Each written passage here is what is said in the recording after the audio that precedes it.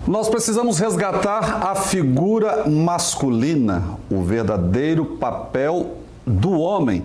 E para falar sobre o tema, eu convidei Emerson Maffessoni. Ele é psicanalista, sexólogo, terapeuta sexual e familiar, mestrando e pesquisador em erotização digital. Emerson, uma alegria recebê-lo no programa Desafios. A alegria e a honra é minha e muito bom estar no seu programa mais uma vez.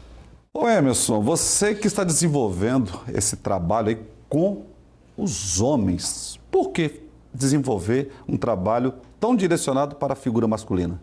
Por alguns motivos. Em primeiro lugar, Deus me chamou de uma forma muito específica e eu encaro esse labor como um sacerdócio na essência. Segundo, os dados estão aí, né? O Brasil é o quinto país do mundo que mais mata a mulher. A cada 20 minutos, uma menina é estuprada no Brasil. A cada 15 minutos, um homem contrai HIV. O homem brasileiro amadurece em média tardiamente aos 45 anos de idade. E tantos outros dados estatísticos que só me levam a ter o entendimento que o homem não é problema, homem é solução. E vamos deixar claro que o que nós estamos conversando aqui não é a valorização do machismo, não, e sim do resgate do homem, do sacerdote. E por falar nele, onde é que estão os homens? Inclusive, se me permite uma colocação, onde estão os homens? Quem não se alegra em saber que 60% dos carros no Brasil hoje são comprados por mulheres? Quem não se alegra em saber que 60% dos bancos acadêmicos hoje de curso superior são ocupados por mulheres? Quem não se alegra em saber que 40% dos cargos de chefia, direção, gerência e supervisão também são ocupados por mulheres. As mulheres estão bombando, elas são demais. Sim. Sou casado com uma há 26 anos. A pergunta, ou que me vem a esclarecer, outras vezes nós discutimos sobre isso, esse homem está preparado para esse avanço das mulheres? Ao meu juízo, não.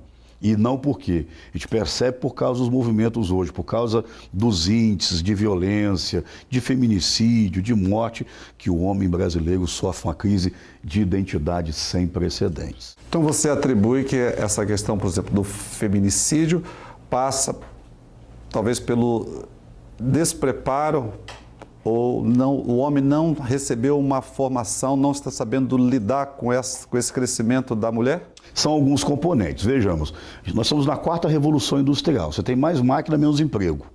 Muitos homens desempregados. Quer tocar no homem, toca no financeiro dele. Estamos na 3ª revolução, na 2ª revolução feminista. As mulheres estão brigando pelo seu papel. Tem um feminismo social, que as mulheres brigam pelo papel, pela colocação de direitos iguais, e tem um feminismo ideológico. Ao meu juízo, tem algumas vertentes que são muito contrárias, inclusive a palavra de Deus. Homens e mulheres não são oponentes, homens e mulheres eles são parceiros, é contra a família, inclusive, a favor do aborto. Isso aí nós temos que trazer uma bandeira contrária a isso. Então você está aqui na 2ª revolução feminista. Na 2ª revolução sexual feminista. Corpo meu, faço o que eu quero. Estamos na 3ª onda feminista. Muitos homens hoje, isso é real, sofrem uma crise de identidade. Então, uma das maneiras que ele tem, isso é uma herança, né, cultural, de mostrar que é homem em casa ainda. Só uma observação, né? Em 43% dos lares do Brasil hoje, a mulher já assumiu o papel como chefe da casa. Ela já educa os filhos, paga a conta, trabalha fora e já ganha mais que o homem. Então, uma das maneiras que esse indivíduo está encontrando erroneamente, até porque recebeu isso culturalmente, de mostrar que é homem é na base da violência, muitas vezes, e da base da imposição. E como nós podemos fazer, então, até à luz da própria Bíblia, que é o nosso livro, né, de guia de fé e prática, é um livro fantástico, que nós podemos resgatar esse homem na ótica de Deus e que ele será um sacerdote e será um homem feliz na nossa geração. Quando você vai para um modo geral, 90% do Brasil é cristão. Quando você compara evangélicos protestantes, católicos e espíritas, a predominância feminina ela é a maior. Bom, como não mudar esse quadro? Nós temos que voltar a 2 princípios básicos. Em primeiro lugar, fortalecer esse homem que está dentro das igrejas hoje, tá? E aí, quando você fala de religião no meio secular, igreja, religião, logo taxam a gente como machistas, né? Por causa de uma palavrinha, a mulher tem que ser submissa ao homem. Bom, homens e mulheres são iguais perante Deus, homens e mulheres têm direito e acesso a Deus, Todavia, homens e mulheres não são iguais, nem hormonalmente falando, nem cromossomicamente falando, e nem, muitas vezes, a nível de responsabilidades. Inclusive, homens e mulheres são distintos, né? Inclusive, quando a Bíblia traz essa palavra da mulher ser submissa, traz também a nossa responsabilidade como homens, que é muito maior do que a delas. Porque se nós não tratarmos as mulheres como o vaso mais frágil, a parte mais frágil, nem as nossas orações serão ouvidas. Inclusive, foi Jesus e é o cristianismo que colocou a mulher em um status... Que enaltece a mulher. Em um status de honra, respeito. Sim. Você falou muito bem, né? Pedro diz que a mulher não é o vaso mais fraco, ela é o vaso mais frágil. Interessante, né? Interessante. Um homem de verdade, que nasceu de novo, que tem os princípios de Deus no coração, ele vai olhar para a sua mulher, vai olhar para qualquer mulher do modo geral e vai dispensar ela respeito, honra, cuidado, completamente oposto estamos vendo hoje. Então, na sua pergunta, como é que vamos mudar esse quadro? Nós precisamos fortalecer esse homem que está aqui dentro. Então, hoje, como que nós vamos fortalecer esse homem? Nada muda sem palavra de Deus. Tá? Então a palavra de Deus precisa ser pregada e principalmente nós precisamos discipular e mentorear homens. Então, ou seja, a igreja tem um papel fundamental para trabalhar a mente desses homens. Ao meu juízo, fundamentalismo, porque, né, 1/4 do Brasil evangélico hoje, 90% do Brasil, ele é cristão. E vamos pegar o conselho paulino, 2 Timóteo 2:2. O que Paulo diz para Timóteo?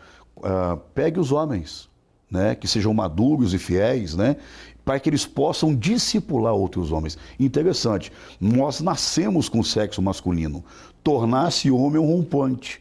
E eu preciso de ter um homem perto de mim, eu preciso olhar para um homem para que eu possa me modelar com ele.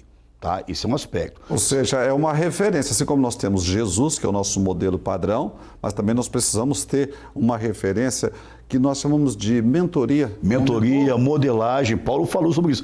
Discipulador. Um discipulador. Não é isso? Tá? Porque nascer do sexo masculino é um evento, tornar-se homem é um processo. E aí tem a ver com hombridade, com maturidade, responsabilidade, tem a ver com legado. Tudo isso envolve. E a segunda colocação, né, para nós mudarmos também um quadro, é nós como igreja. Entendermos de que há 80 milhões de homens no Brasil que não servem a Jesus ainda, que precisam ser ganhos, que Paulo vai dizer em Coríntios 15, que carregam a imagem do primeiro Adão. E todo homem que não está em Jesus e que não nasceu de novo e carrega a imagem do primeiro Adão, ele é falho como homem, ele é falho como cabeça, ele é falho como pai, ele é falho como sacerdote, como protetor e como provedor. Então, ele é falho porque ele não tem Deus. Não carrega a imagem do último Adão, que é Cristo. Então, ele não tem Jesus, ele não tem essas qualidades. Não tem as qualidades. Tá? E o que ele precisa fazer em casa para ele ter esse Cristo que vai gerar nele esse modelo de excelência? Palavra de Deus. Palavra de Deus, ela tem a resposta para a nossa vida. E eu, como trabalho na questão de mentoria, discipulado de homens, eu posso te afirmar, quando o homem ele tem um encontro com essa verdade, ele descobre a verdade. E principalmente a verdade vai jogar por terra o que nós chamamos de herança ou de crença, muitas vezes, né? Pedro vai chamar isso, 1 Pedro 1,18, de legado fútil. A maioria dos homens brasileiros recebeu dos pais um legado fútil. Qual é a mensagem que nós recebemos, a maioria dos homens recebeu ainda na fase tenra da boca dos pais? Que homem que é homem não chora, que mulher tem que respeitar homem, que quem manda em casa é ele. E nós sabemos que a liderança ela é um ato de conquista e de entrega. Quem quer liderar, precisa servir. Quem quer conduzir, tem que ser o primeiro a pegar na fila, você concorda? Nós homens, nós somos às vezes tão complexos, que eu vou dar um exemplo aqui. Precisa-se fazer campanhas publicitárias no Brasil, gasta-se milhões de reais para conscientizar o homem que ele precisa fazer o exame de próstata. Senão ele vai ter câncer e vai morrer. Isso é verdade, e não só é verdade, que os dados também estão aí, mas o nosso conceito de ser homem não permite nos tocar.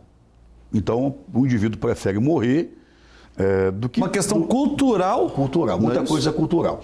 Pastor Emerson, porque eu sei que o senhor é pastor também, e eu sei que a igreja, ela pode contribuir muito nesse processo de transformação, não somente do homem que está dentro da igreja, mas daquele que está fora da igreja. E a igreja, eu sei que perto da casa da gente tem sempre uma igreja.